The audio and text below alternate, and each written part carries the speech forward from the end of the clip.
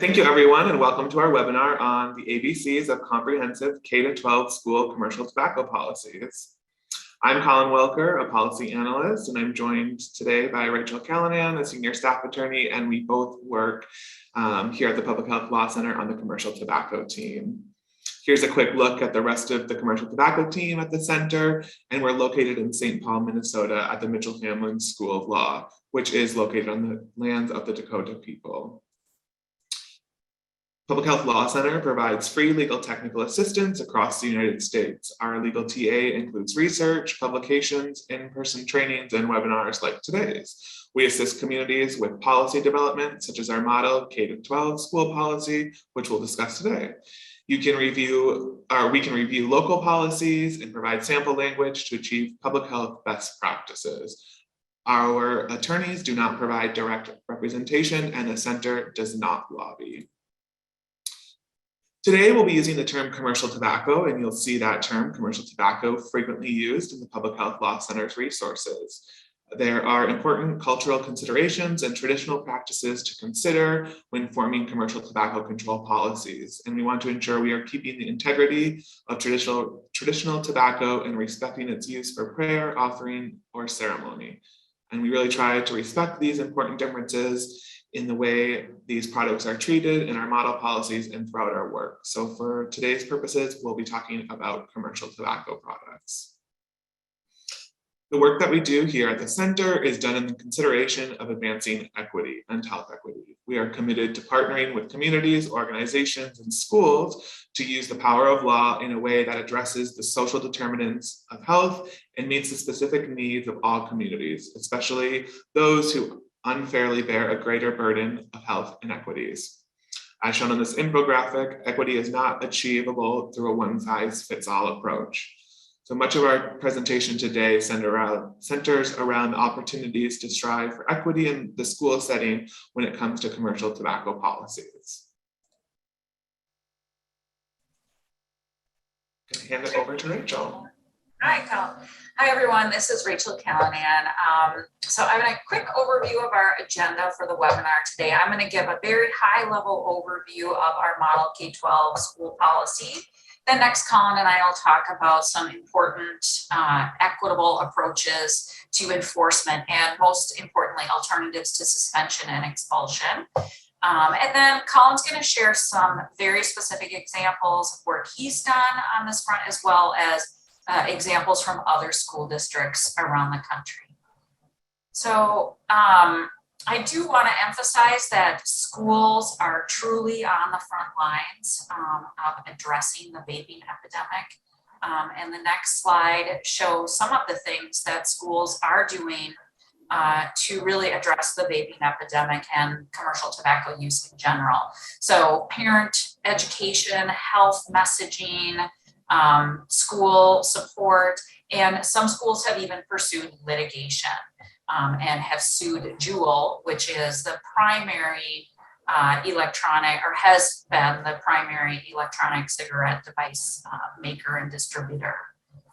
So the next slide shows our two publications that are most popular on this front. They are two versions of our model K-12 education policy for commercial tobacco. And one has question and answer format with context boxes and explanations for a lot of the information or data or rationale behind this, the different policy options. And then the other version is a cleaner version just with the policy itself. So these are the highlights of our model. Our model does include provisions that go well beyond prohibiting smoking on school campuses, which I think most schools probably already address. But our model has very comprehensive definitions. That's really a cornerstone to our model policy. And our model policy prohibits commercial tobacco products on campus and off campus events. It addresses involvement of the tobacco industry in schools by prohibiting donations, curricula, or other means of promoting the industry or their products And then finally, enforcement is focused on effective strategies to address student infractions that really offer support and help with addiction. So we provide a comprehensive framework in our model policies to ensure that all the legal bases are covered. In the interest of time, I'm not going to go through all of these in detail, but just focus on a few highlights. I do want to just note that we frequently get the question, do we really need to have all of these provisions in our policy? And the answer is, if you really want a clear policy without ambiguity, it is really important to have all of these elements in your policy. And there is sample language in our model for all of these elements. So as I noted, a comprehensive definition section is really a cornerstone to our policy. This section defines the key terms used throughout the policy. The definitions clearly spell out the who, what, where, and when for the terms used throughout this policy. It describes the types of products, electronic devices, tobacco products that are both combustible and smokeless, as well as imitation products. It also spells out who's covered by the policy. And there may be differences in the policy in how a district wants to treat students and staff, for example. So you need to be clear about who the policy applies to and how. And then finally, it does get at the where and when activities are going to be regulated by the school. So the next slide is specific policy provision that covers, as I mentioned, you might want to treat the students and staff, visitors, administrators a little differently. So you'll see here, I circled the term possessing. So all of the above, students, staff, administrators, and visitors are all prohibited from using, consuming, displaying, promoting, or selling the products. But in our model policy, students are also specifically prohibited from possessing the products as well. So that's not to say a school policy absolutely could prohibit staff, administrators, and visitors also from possessing the products similar to students, but that may be a little more difficult to enforce. So other really important components to our policy that, kind of go to the next level. Schools and districts are prohibited from accepting industry sponsorships, donations, money, or curricula. The policy also prohibits anyone from promoting the products, including signs, so like sponsorship of the scoreboard, that sort of thing, or not allowing gear such as backpacks or keychains that are advertising the products. So, and this is really important getting to this slide, because prohibiting industry sponsorship along with their promotion and their funding support is crucially important, because the industry has historically and continues to try to get into our schools to peddle their products in very surreptitious ways. So the image on the left here is an image of a book cover that was distributed by Philip Morris some years ago.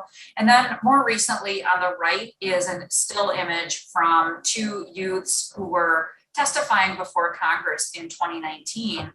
And they were testifying about how Juul representatives had come into their school to give a quote unquote presentation about tobacco use. And the presenter made claims that the Juul product was not dangerous or harmful to kids.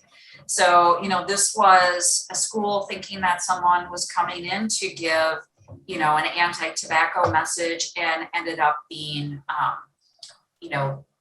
basically trying to peddle and make Juul more acceptable to you. So it's hard to fathom. I know that the industry is still doing it, but it's definitely something to watch out for. So our policy does have three very narrow exceptions. The first is for sacred practices by Indigenous people, so for ceremonial use. A second is if the products are used in part of formal instruction and not ingested in any way. So you could have, say, you know, a health teacher is showing the different products and has slides in a PowerPoint, for example. The third is for cessation and nicotine replacement therapy purposes for non-students that are 18 and older. So nicotine replacement therapies are not currently approved for people under age 18. And that's why our model restricts this exception to only allow those products for people, for non-students who are age 18 and over. However, I'll note that some healthcare providers are prescribing to youth under 18 because some of these products are so incredibly addictive. They have decided that this is an approach to take. And we'll just note that if a school does choose to allow this, then the school absolutely should regulate these products, any NRT products, the same as if they're in the same practices they use for administering other medication to students. So it should not be a free-for-all, students carrying Nicorette gum in their backpacks. It should be administered similar to other medications would be administered to youth. And I do want to just emphasize too that there are many claims out there that e-cigarettes are cessation products. They are not considered cessation products, so they do not meet this exception. So moving on to enforcement, you'll see that there are 3 different sets of enforcement measures for students, staff, and visitors, because each of those groups have different policies that would apply to them. So for students, and that's going to be our focus today, for students, you'll see that there's no suspension or expulsion for infractions. Instead, we've outlined a set of escalating consequences and interventions for student infractions. And the goal is to really support youth in quitting these addictive products and also help them resist the peer pressure there is to use these products. And so with that, I'm going to hand it over to Colin. He's going to give us a deeper dive into some of the enforcement and alternative measures. We're going to kind of tag team the section. So, Colin. Thanks, Rachel. So before we dive into the enforcement stuff, I really wanted to set the stage a little bit and talk about the tobacco industry. And the tobacco industry has historically and continues to target youth to maintain their profits, especially in and around schools. The industry spends $9.5 billion per year on marketing. Much of it is done online and in the retail environment. And 90% of youth report that they've been exposed to cigarette ads, and 80% of youth report being exposed to electronic cigarette ads. So schools should really consider these predatory tactics when creating or modifying a policy to address youth possession and use of commercial tobacco in schools. I want to touch on nicotine addiction too. Nicotine addiction is a complex and it differs between adults and adolescents. Exposure to nicotine in youth creates changes in brain chemistry and in biology. These changes lead to heavier daily use, stronger addiction, and more difficulty quitting tobacco later in their lives. And the CDC, or Centers for Disease Control and Prevention, finds that the most effective approach for helping youth quit tobacco use are using counseling and education. Unfortunately, across the country, suspension and expulsion remain 2 of the primary enforcement mechanisms when dealing with student commercial tobacco infractions. Out-of-school suspension may be effective in removing the student from school, but it can also lead to isolation of the student and leave them without parental or adult supervision, which may lead to even greater use of tobacco. It also leads to missed school, which can exacerbate the problem of students being disengaged from the learning environment. Finally, it does not effectively support and provide students with the skills they need to overcome addiction and the social pressure to use tobacco. Whole child and holistic approaches to cessation interventions, we're going to highlight some of those examples, and that's the best approach. So this slide here exemplifies how out-of-school suspension as a disciplinary approach can be detrimental to students. This graph of 8th grade reading and math scores depicts the impact of missed school on school performance. The 3 bars on the left are reading scores and math scores are shown on the right. The green bar shows scores by those who have missed 0 days of school, and the blue bar shows students who missed 1 to 2 days of school, and then the red bar then reflects the lowest scores, which were those who missed 3 or more days of school. So by suspending students, we may be sending them into a cycle of poor school performance, which may cause less engagement in school, isolation, and more tobacco use. So what do we know? We know that using punitive measures like suspension and expulsion to penalize students who violate a commercial tobacco policy is not reasonable. We see the disparate use of these punishments with certain racial, ethnic, and socioeconomic backgrounds, and they can lead to unintended consequences like poor performance in school. Additionally, we know that addiction is a product of a multitude of factors like industry targeting, the social determinants of health, and how nicotine impacts the adolescent brain. So again, holistic approach is the best way to intervene with students. So of course, Public Health Law Center, we have, if you've ever visited our website, we have a ton of publications. So you don't have to remember everything that Colin just said, because we have a publication that includes all of that information. So this is a screenshot of our publication titled Student Commercial Tobacco Use in Schools, Alternative Measures. So this provides us the same sample language that's in our model K-12 policy. It also provides ideas for evidence-based solutions and other information as to why these alternative measures may be more effective than suspension and expulsion at addressing tobacco use and nicotine addiction. So specifically, it does address why the threat of suspension or expulsion is not a deterrent to many youth and can actually be counterproductive by isolating these students further in their addiction. So the other great news is in our model policy, we lay out some examples and sample language for how what we believe an effective alternative measure would, the measures it would include. So of course, confiscation of the products would be critical. And then also in notifying parents or guardians so that they're engaged in the discussion and know what is going on at the school and can participate in the interventions. So we, as I think Colin had mentioned, we have some escalating types of measures then with these following options included: student chemical health assessment, tobacco education program, cessation and counseling for the youth, and educational community service. And the other great news is there are tools out there for you to use to help with this enforcement approach. So I have screenshots of 2 examples here specifically for youth.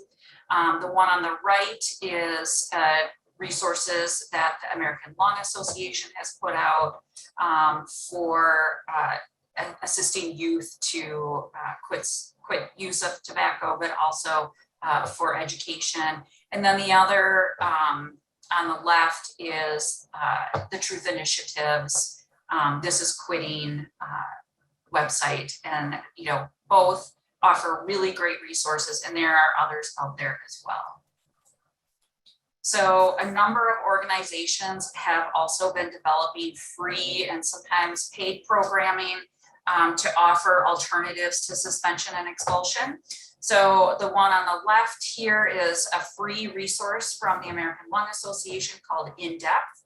And then the one on the right is a link to the Stanford Tobacco Prevention Toolkit, which is also a free online resource for schools and communities to provide these kinds of interventions that we're talking about. So as I noted, confiscation is a key part of the policy. So that's going to happen no matter what. But we did want to mention, I'm not going to go into depth on this, but mention that these are toxic products, and so they do need to be handled carefully and disposed of properly. We have some great resources and a wonderful webinar here too that explains some of the background for how to do that and how to track down how in your community these products can be most safely and effectively handled and disposed of. So, and with that, I am going to hand it back over to Colin to talk about some of the community-driven policies that we've identified. Yeah, so now we're just going to talk about the importance of these community-driven policies that are really tailored to the community and its specific needs. So the first example I'll share with you is from the San Francisco United School District. And instead of exclusionary measures like suspension and expulsion, the school district here focuses on education and rehabilitation. And a quote from the handbook that I really like reads, "Successful disciplinary practices should ensure that students have the opportunity to continue to be engaged in their school community and to reflect upon and learn from their mistakes." Also taken from the handbook are these themes. So taking a treatment approach and using a behavior intervention appropriately addresses the addiction underlying the behavior rather than taking a purely punitive approach. The next section of the handbook outlines the types of behaviors that may trigger suspension or expulsion and the process that must be followed to ensure suspension and expulsion are a last resort, which aligns with the public health best practices. So for example, they have in their language, it says suspension is not allowed for a first time related infraction. And it continues as escalation may be necessary. And finally, minimizing interaction with law enforcement. And that's really to avoid unnecessary criminalization of students. The next example I have is a juvenile tribal code. And I worked for a tribe in Michigan a number of years ago and had the opportunity to help amend the juvenile code related to commercial tobacco infractions. So that took place on the school. And being a sovereign nation, we were in a unique opportunity to make some really positive changes for the community and be a leader in the community as a whole, the greater community. So as mentioned earlier, to many tribes, tobacco is a sacred or spiritual medicine, and that holds true for the tribe I worked for as well. And it creates a unique and dynamic circumstance, especially with enforcement. So the tribe I worked for decided to take this community-centered or holistic approach with minors who were found to be in possession of commercial tobacco products. And upon infraction, a student was automatically enrolled in a community health education course. So they came to the public health department where I worked at, and we had a curriculum that we developed that students would complete. They were also referred to our traditional medicine healers, which were integrated into our health clinic, which was super unique and really a great way to pass down teachings from the traditional medicine healers to students or youth who may have not received those in their life. They were also referred to the health department cessation program, and they were offered counseling. And sometimes providers, like Rachel mentioned, sometimes providers do provide nicotine replacement therapies for cessation, and that was the case at the tribe I worked at. And then if things escalated, they had the tribal court had a tribal youth court, and diversion practices were used there. And then they were also referred to tribal youth council, so getting them engaged in the community on a broader and taking a broader approach to community involvement and caring about the tribe and community as a whole. The next example is from Baltimore, and the schools there use restorative practices or restorative justice.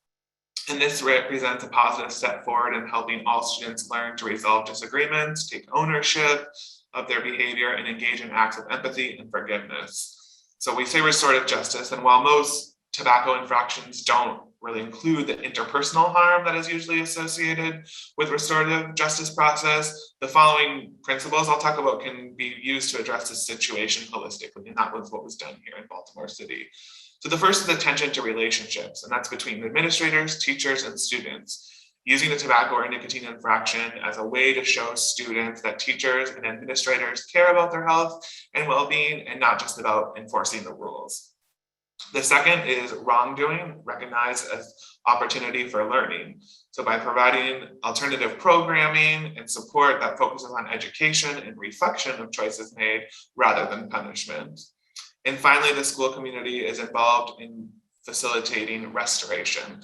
So by focusing on administrators and teachers helping students access services they need to prevent future infractions.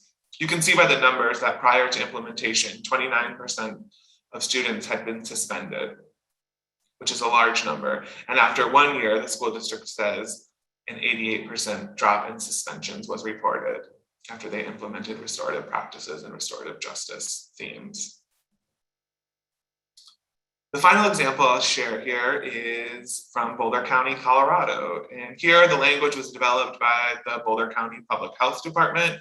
And these are their school enforcement strategies that are recommended and used for Boulder County and used for tobacco infractions. They offer Second Chance, which is a program for Colorado residents. It's a free online program for middle and high school age students who have been caught with tobacco products, and it focuses on a holistic approach using community, school, and the home environment. They also refer to the In-Depth program, which is the youth cessation program that Rachel mentioned, developed by the American Lung Association. And they also have elements of restorative process and justice in their policy too. So that there's language says that they have students examine their relationship and experience with tobacco and how it has the potential to impact themselves, their family, and their school community as a whole. And then it focuses on conversation and using an agreement in lieu of suspension and punitive action with teachers or administrators and students. So, and of course, we have a long list of resources on our website, including several archived webinars on this school policy and many more topics that may be helpful for your work. I'll include a set of links, which you'll get in the PDF version of this webinar, so you can link right to them, or you can visit our website. And this is where you can find us if you need to contact us. And remember, we're here to help and offer free legal technical assistance. So if you need help crafting a policy, updating the school policy, we are here to help. We just want to thank you for joining us for today's webinar. We are ending right on time, it looks like. So yeah, thank you so much.